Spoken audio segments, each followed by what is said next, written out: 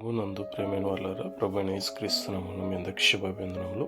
ఈ ఉదయకాలమున కలువరి కృపాసన్నిధికి మిమ్మల్ని ఆహ్వానించుచున్నాను. మొదటి సమూయేలు గ్రంథం 1వ అధ్యాయము 11 వచనాలు చూస్తే, ఎఫ్రాయిమీయుడైన ఎల్కానా అనే ఒక వ్యక్తి ఉన్నట్టు చూస్తున్నాం. ఆయనకి 2 భార్యలు ఉన్నారు.